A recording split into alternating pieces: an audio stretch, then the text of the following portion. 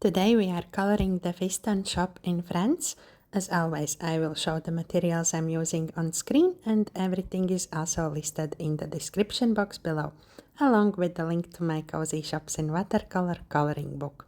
Just a quick note, if I sound a bit strange today, I'm still a little sick, and if you hear some outside noises, that's because I'm in a new hotel and the soundproofing isn't great. Sorry about that. I'm starting with the building walls and the windows using dunes for the first layer. It's a really nice soft beige and works perfectly as a base color. One little tip. While you are coloring the larger areas, to avoid those harsh dry lines when you stop and start again, try to leave a small puddle of paint where you finish. That way the paint won't dry so quickly, and when you come back to that area, everything blends smoothly.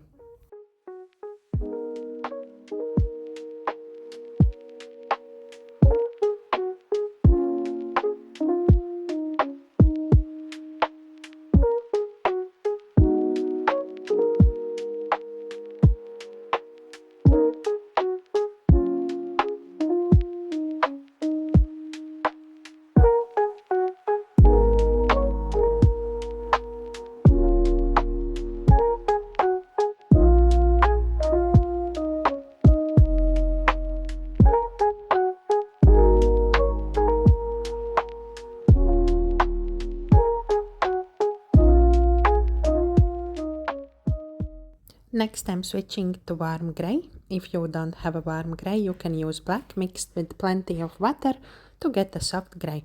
Or you can mix your own grey by combining a little blue with a bit of brown. I'm using this color for the roof, the electricity box and the pavement.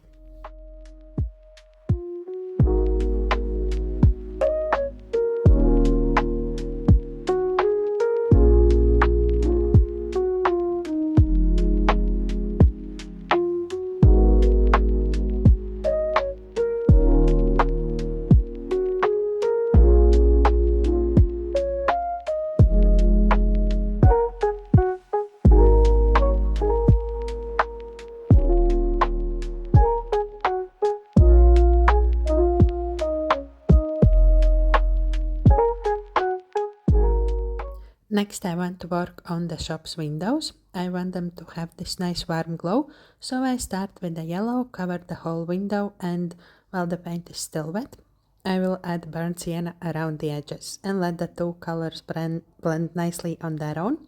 If your yellow is a bit dry, then blend the two colors with clean damp brush.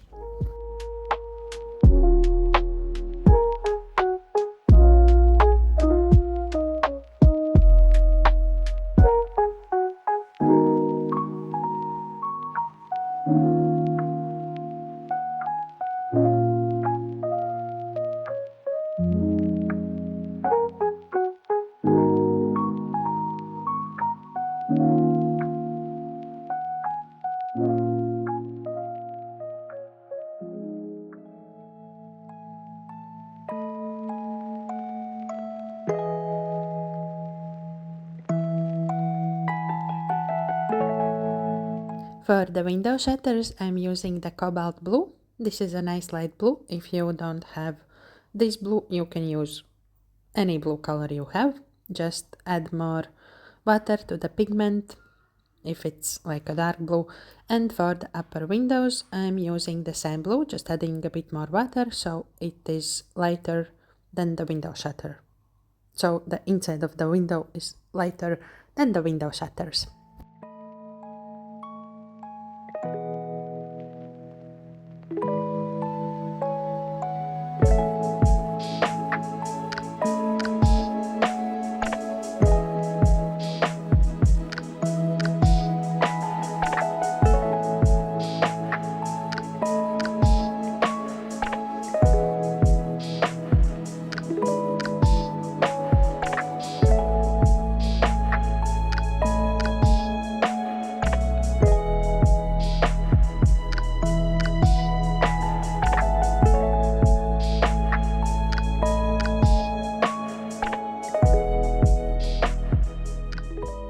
For the shop's facade, I'm using Payne's Grey. It's a dark bluish grey. And take your time to color just the facade because it's a very dark color and it will be seen through if you color over something else. Then I also thought it would work really nice for the areas I would usually color black. So instead of using pure black, I decided to bring this color throughout the whole drawing. So I'm using Payne's Gray for the facade, the water pipe, the balcony railings and few other small details. Repeating the same darker color like this helps everything feel more connected and balanced. But yeah, take your time with the coloring with this color because yeah, if you color over the edges like in the tree, then it will really show through.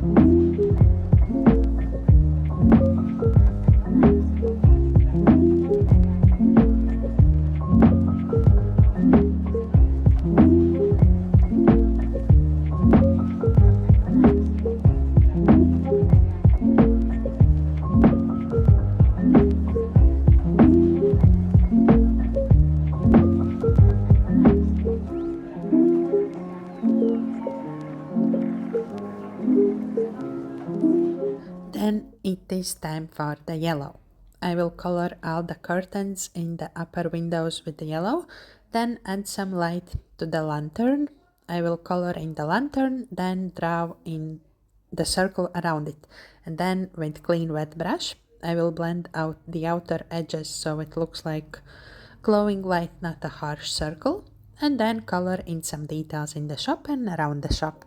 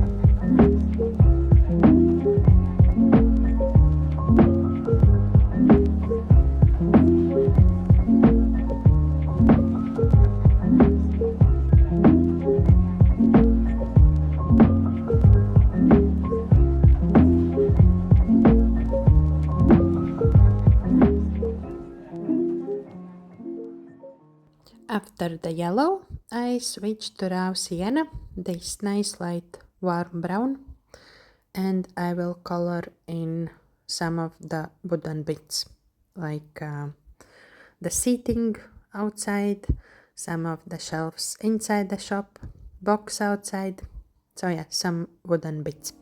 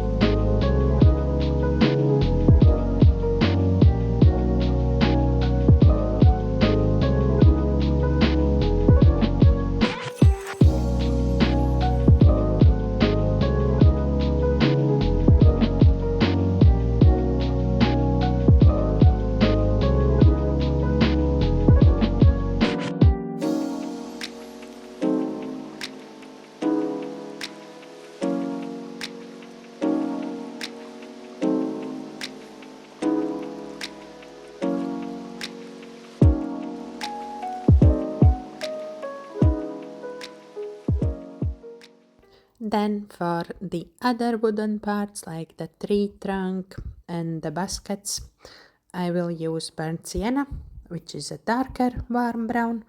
You can also use burnt umber, any brown you have, and color in the rest of the wooden parts.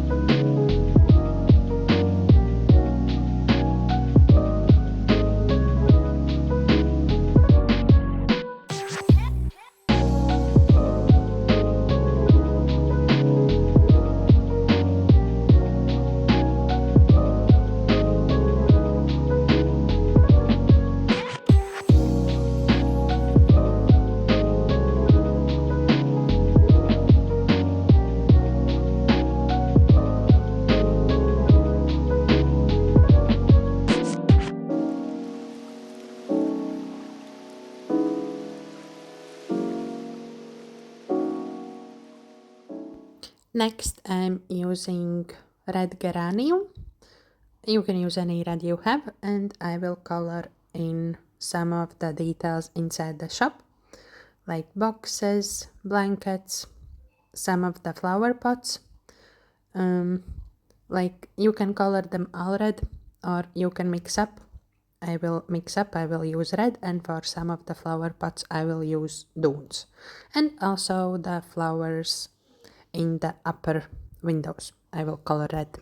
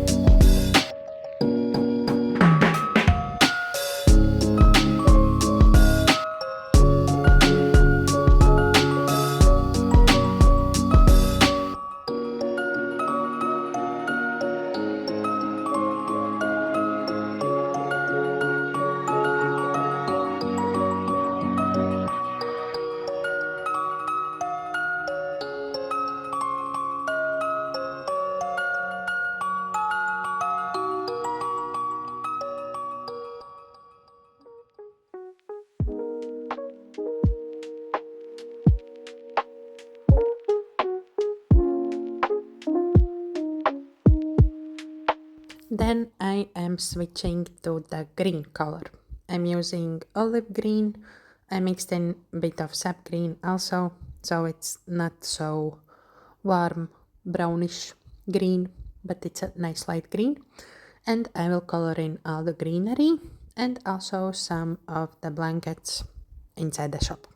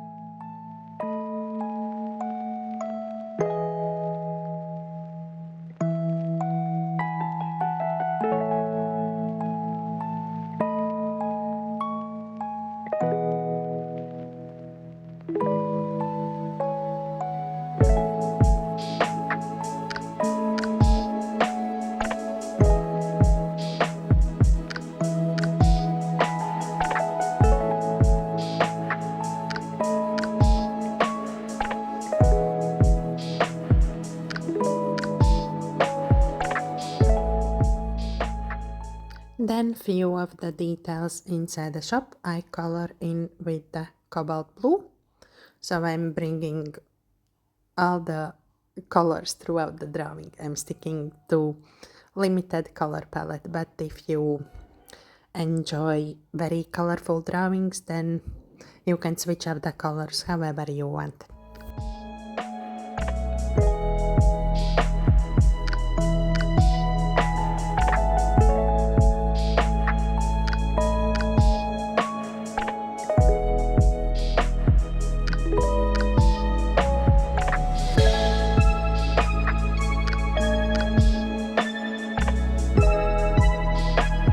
And few last bits I will color in with the dunes, like the flower pot, the blanket, and also the letters in the shop's name, the Fiston sign.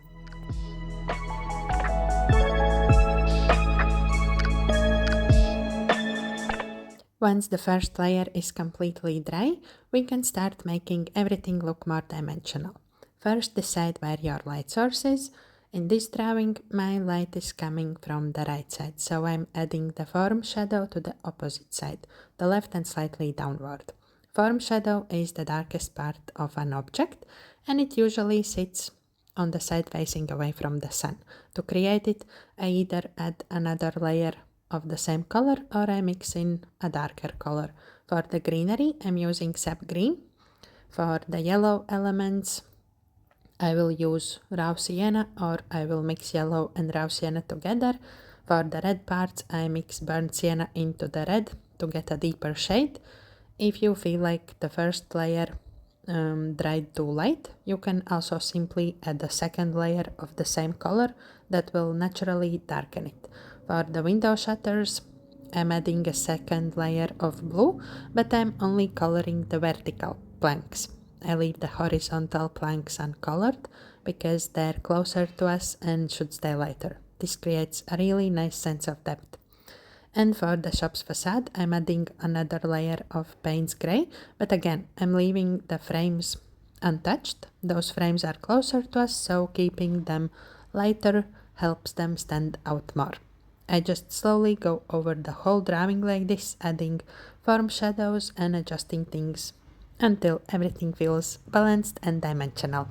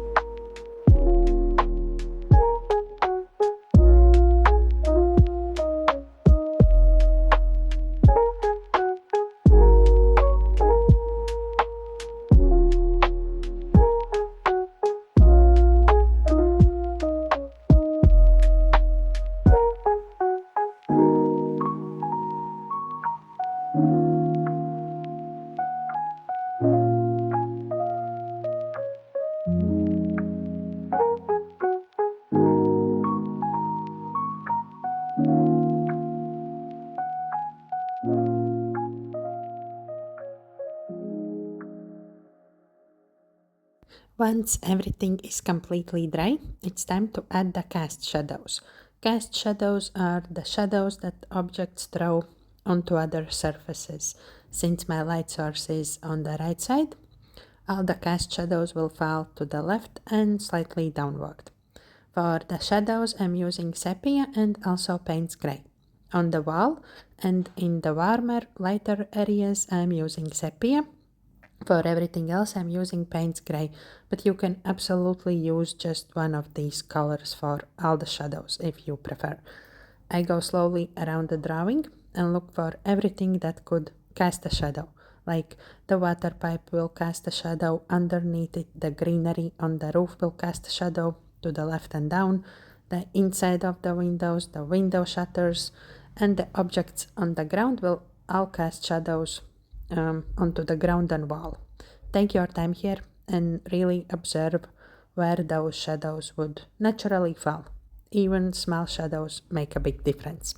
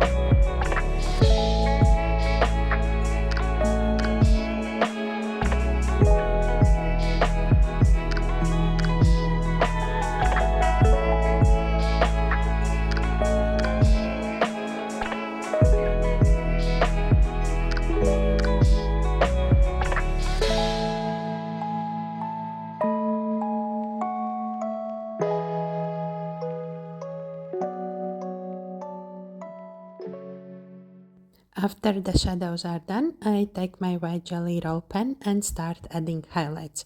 I place them where the sun would naturally shine and also anywhere I want to add a little extra highlight. I go over the whole drawing and add small dots, lines or loose scribbles, just subtle touches to bring everything to life. And at the very end you can also add few splatters using the watercolors from the palette if you like. That part is completely optional, but it can add a nice bit of energy and texture. And that's it. The drawing is finished. I hope you enjoyed coloring along with me. Feel free to leave a comment and I'll see you next week. Bye!